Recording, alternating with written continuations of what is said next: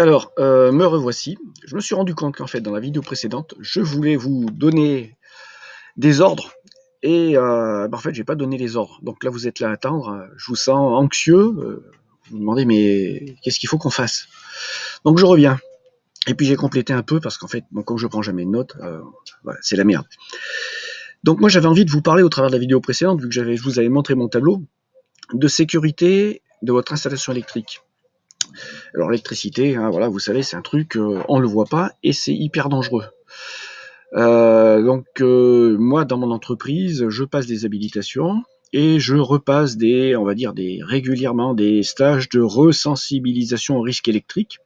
Alors quand on parle risque électrique, on pense souvent électrocution. Enfin bon, on va pas chipoter sur la terminologie, mais on oublie souvent aussi les risques d'un autre risque qu'on appelle les flashs électriques.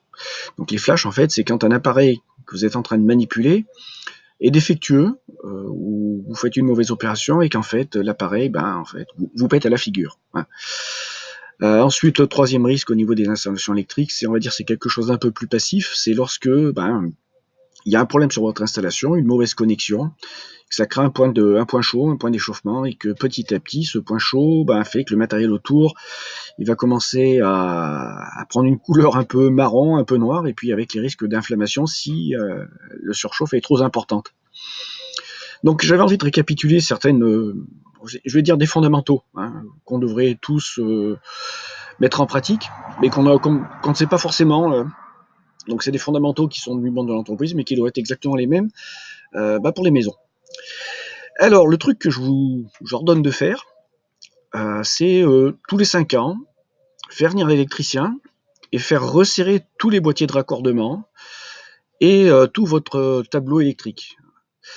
Alors cette opération est hyper importante puisqu'en fait, tous les systèmes de serrage sont des systèmes par pincement, et avec le temps, les vibrations, le type de fil que vous utilisez, ça peut être du fil souple parfois, hein. Le type de fil fait qu'il y a un tassement, et parfois avec les vibrations et le temps, en fait, tout cela se desserre, et puis les fils, les conducteurs peuvent sortir de leur logement et ne plus être en contact. Ce qui va créer des dysfonctionnements.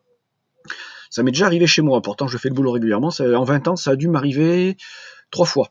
Hein. Donc c'est pour vous dire que même pour un électricien qui fait le boulot régulièrement, et qui a vérifié l'avoir fait plein de fois, enfin bon voilà, c'est des trucs qui sont inhérents à une installation électrique.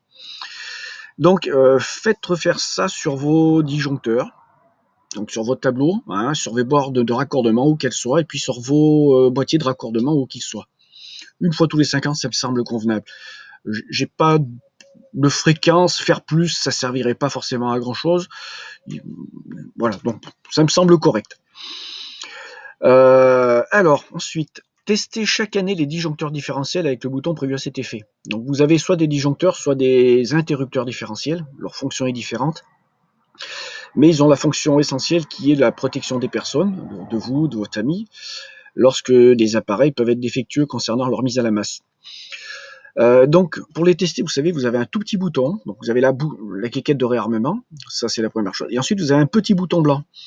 Donc quand votre installation est sous tension, vous appuyez sur ce petit bouton blanc, et si tout se passe bien, hop, la quéquette de réarmement tombe et votre disjoncteur a fait le boulot.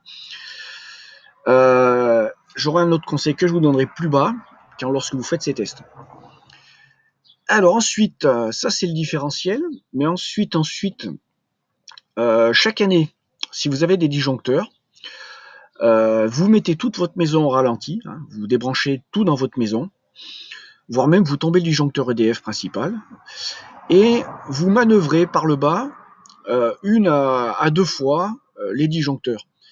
Alors ça, c'est pour éviter qu'avec ces disjoncteurs, que les contacts ne se collent, et que s'ils se collent avec le temps, avec la chaleur due au courant électrique qui circule, c'est pour faire en sorte que s'il y a une rédisjonction, que les contacts par les manœuvres fréquentes se décollent, et donc pour éviter que tout ça reste ne saute pas, ne disjoncte pas, et ne fasse pas de boulot de protection de votre maison si les contacts restaient collés malgré une détection de problèmes sur votre disjoncteur.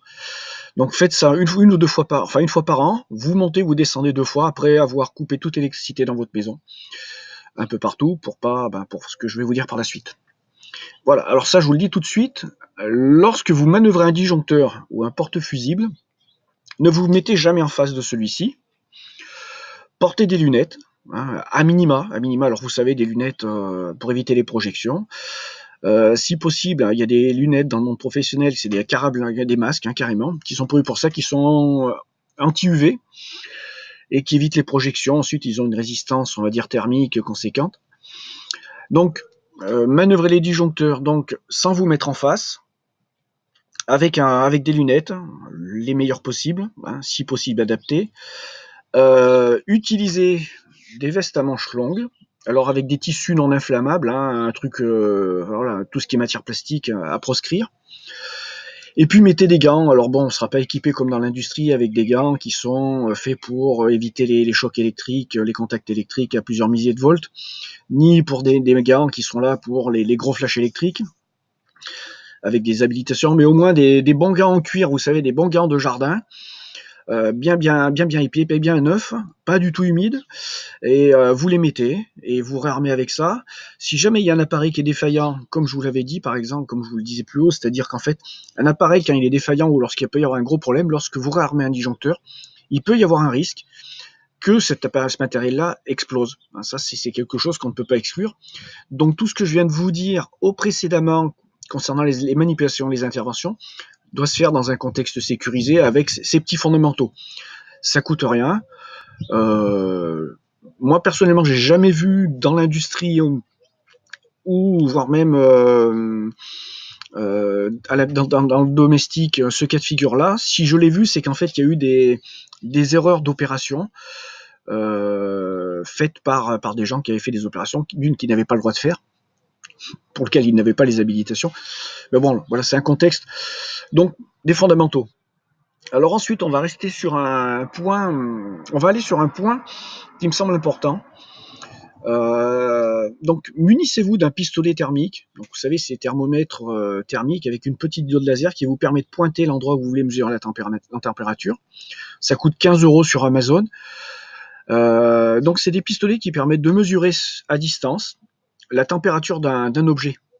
Et le but du jeu, ça va être sur votre tableau de répartition, hors saison, quand vous n'utilisez pas de puissance électrique, vraiment quand tout est en repos dans la maison, de passer ce pistolet un peu partout et de regarder la température un peu partout affichée par l'appareil sur le cristaux liquide et de vous faire une idée, voilà, à quelle température se trouve votre tableau partout, sur les disjoncteurs, sur les porte-fusibles, en dessous, même sur le plastique lui-même. C'est d'avoir une idée. Puis vous la notez quelque part, un référentiel. Vous la notez sur le tableau. Et puis, cette opération, refaites-la en été, par exemple, lorsque vous utilisez la clim, si vous avez un gros système de clim ou de pompe à chaleur, enfin un truc qui pompe du kilowatt, vous refaites cette opération en charge, comme on appelle, et puis quand l'installation fonctionne depuis un petit moment, et de façon comme ça, vous allez voir si du haut de votre tableau, vous n'avez pas d'échauffement particulier. Donc ce qu'on appelle des points chauds quand il y a des anomalies électriques. Ensuite, extrêmement important, le fameux compteur Linky. Alors le compteur Linky, contrairement à ce qu'on croit, on pense qu'en fait l'installation c'est quelque chose qui est très récent. En fait, j'ai réussi à avoir des informations. Les compteurs Linky ont été installés bien avant en test, sans forcément sensibiliser l'opération, hein, 10, 20 à 30 000, je ne sais plus le nombre exact, mais pas mal de temps avant, on commençait à être mis dans des maisons en test, on va dire un peu. Donc je sais pas, je crois que ça doit remonter à 2011, 2012, les premiers trucs dans les maisons. Donc si vous avez un compteur Linky, pareil, faites comme sur le tableau, achetez-vous ce pistolet et passez-le sur le compteur. Ça vous fera des repères. Donc quand votre maison est tranquillou, quand il ne se passe rien au niveau électrique. Et puis, quand arrive la belle saison, c'est-à-dire l'été, et que vous avez la clim, la pompe à chaleur pour refaire du froid, enfin le truc réversible, ou l'hiver, lorsque vous êtes au chauffage électrique et vous demandez beaucoup de puissance, pareil, vous passez et vous regardez. Vous comparez avec votre référentiel et vous regardez s'il y a des points plus chauds sur ce Linky. Moi, si je devais donner une température, on va dire, sur un seul appareil, qui soit sur lequel vous êtes en contact direct avec votre appareil de mesure, on n'est pas dans l'industriel, on n'est pas sur des fortes puissances. Tout ce qui est au-dessus de 50 degrés, même 40, j'aurais tendance à dire que 40 degrés dans une maison sur un disjoncteur, ça doit commencer à alerter. Alors, si on monte, vous imaginez. Hein. Dans le monde professionnel, j'utilise parfois des pistolets thermiques qui sont des caméras thermiques, donc avec un bel écran de cette dimension. On peut faire des photos, ensuite transférer ça par clé USB pour faire des contrôles dans des armoires électriques et voir s'il y a justement pas de point chaud dans ces armoires électriques. Et sur les borniers, dans ma boutique, il y a un gros travail de fait au niveau de la sécurité. Le matériel qui se dégrade est très rapidement changé et très souvent. Donc, sur le matériel lui-même, il n'y a jamais aucune dégradation. Par contre, ce qu'on se rend compte, c'est souvent au niveau des borniers de connexion que là, il se passe des choses. Et malgré la fréquence de ces contrôles très suivis, hein, c'est tous les ans, des boîtes viennent, contrôlent, et puis nous-mêmes, on fait ces contrôles en interne. Malgré ça, c'est souvent dans les borniers de connexion qu'on s'aperçoit qu'il y a ces points d'échauffement.